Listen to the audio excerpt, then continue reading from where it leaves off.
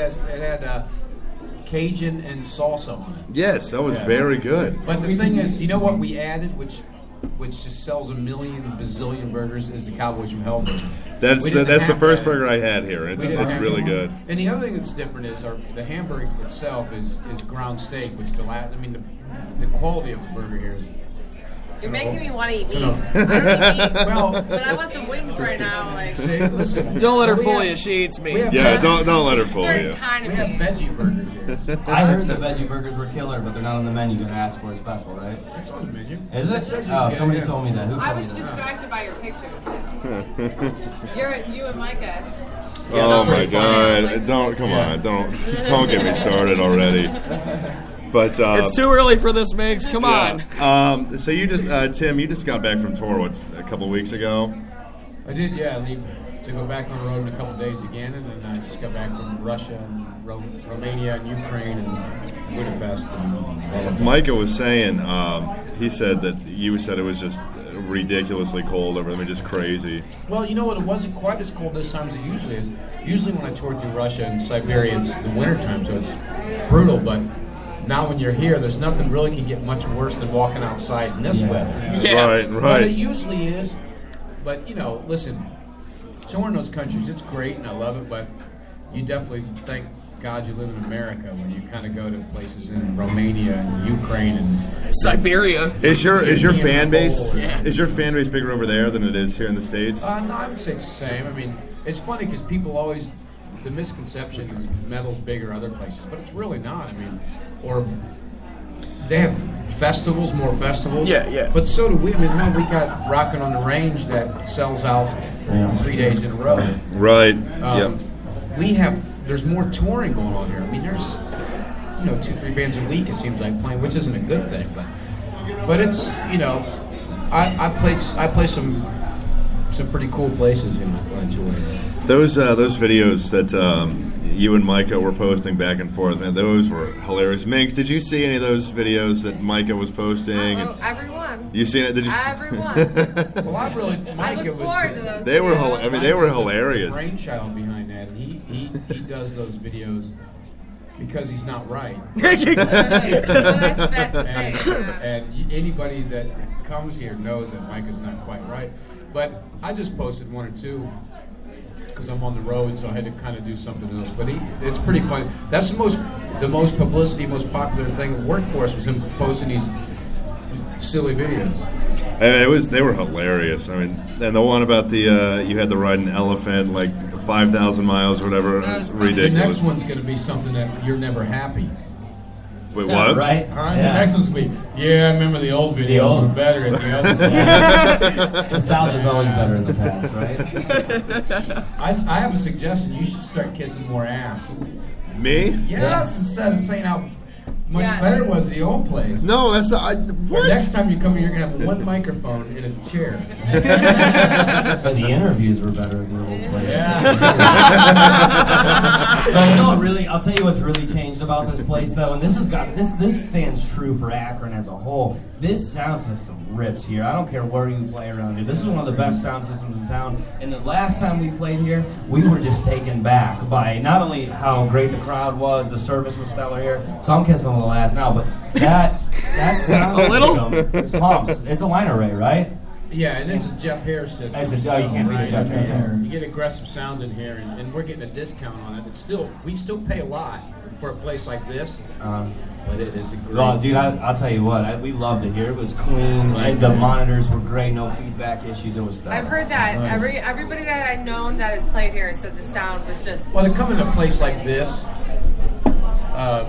you're going to have nights where sound isn't going to be as good or this or that because that's just normal anywhere. I mean, you have that on arena shows, but for a place like this, we tried to bring in as good as we could bring in and fit in here. And we didn't have the subs on the floor, and then because there's so much subs on the side, you didn't need them. And I said to Jeff, "Hey, I'm going to build something because being a singer, we need to have a little room. I don't want the monitors on the stage here, so I want to build them out a little bit." He goes, "I'll just throw subs on the floor." And he's like, that's Jeff. he starts adding stuff. He's like, then he starts saying, maybe we can put them all the way across the front.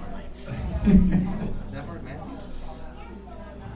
But no, I was when I came here for the first time, I didn't know what to expect, but I think that they were waving. Our bass player's here. Oh, your bass player. The Red Sun Rising Come in. bass player is here. Let's get them up here. You know, Mark's a local legend. He is. I love Mark. He's the Mark's Tim Ripper awesome. Owens of bass. But the thing about Mark though is Mark Shredder I always talk Mark up.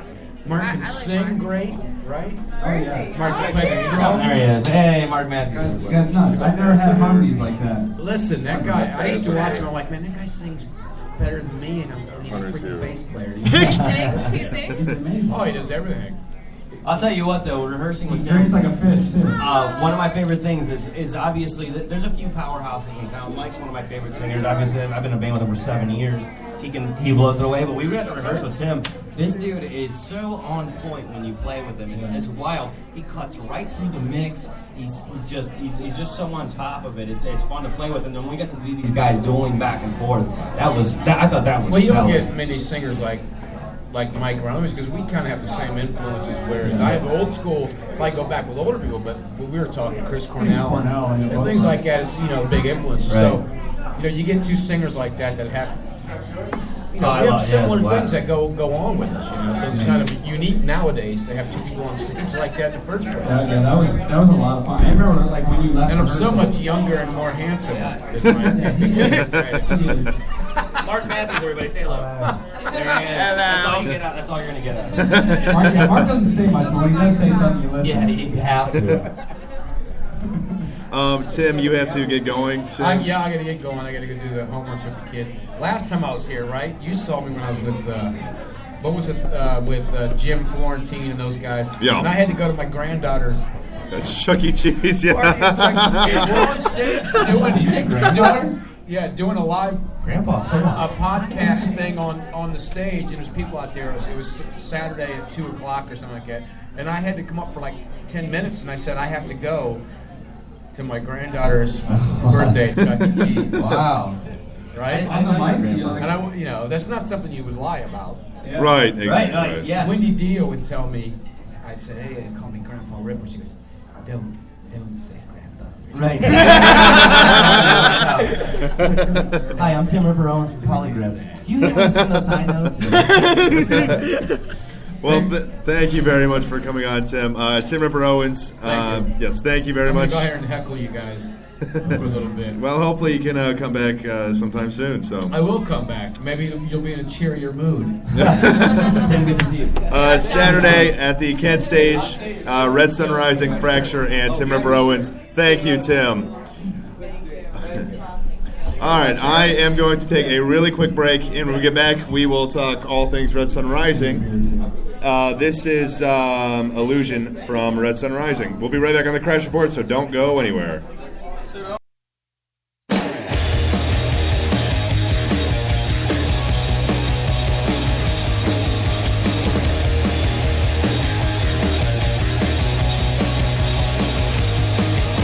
Remembering so long ago when we were taught everything we know. It's who we are. It's who we are. This could be the greatest of tests or the harshest of tricks. We let someone suggest to prove who we are. It meant something to me, but nothing to me now. Faith is only illusion to keep you sane. Pain is only emotion when you feel what's after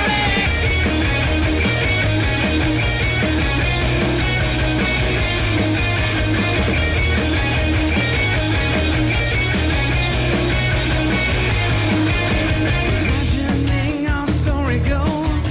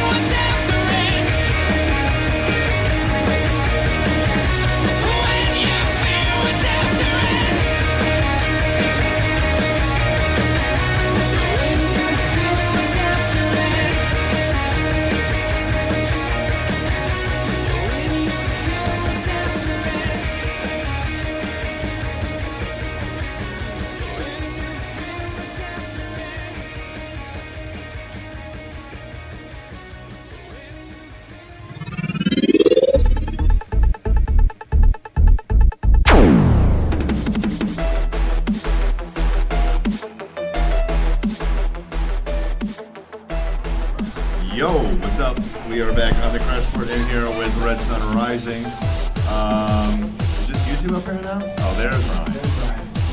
We're here with Mike, Ryan, and Mark from Red Sun Rising. Was there somebody else coming too, or no? Just you three? Yeah. All right.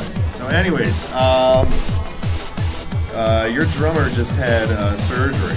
Yes. How's he doing? He just got home today, actually, and I don't know. He's going to be in bed for a little while. We have this Saturday for the Kent State show with Tim Owens. We actually have a guest drummer named Matt Muckle. I'm sure you're familiar with like Buck Cherry, Crazy Bitch. Yes, absolutely. He played all those tracks. He played on Paul Gilbert's "Silence Followed by a Deafening Roar." Was he in Buck Cherry? Yes. See the guy with the long hair? No. He was in there temporarily, but he played on that record, and he's killer, and he'll be with us Saturday.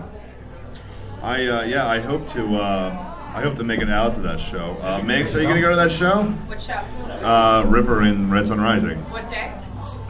Saturday, the This 30th. Saturday? I think we've said this like 20 times by You now. probably have. I can't go this Saturday. I have my kiddos. Washing your hair. Bring I have my them. kids. Bring I them. could. I brought them before. It is My daughter's kid-friendly. obsessed. Family-friendly I show. should. You know, maybe I will. Just don't put them first row, because Yeah.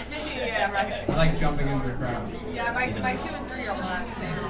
What did he have surgery for? He actually had a hip replacement. Oh, okay. And he's way too young to have a hip replacement, but he did. And Well, you guys are all relatively young, aren't you? Right. yeah, well, I mean, Relatively. the thing is too is like ironically, we're talking about Jeff Hare. Jeff Hare's actually had one, and so he knew what it was going through. Jeff Hare, the audio guy, and he brought Adam this giant case of wine. So Adam is like going to be living pretty for the next week, just drinking wine, sipping in his house, laying in bed.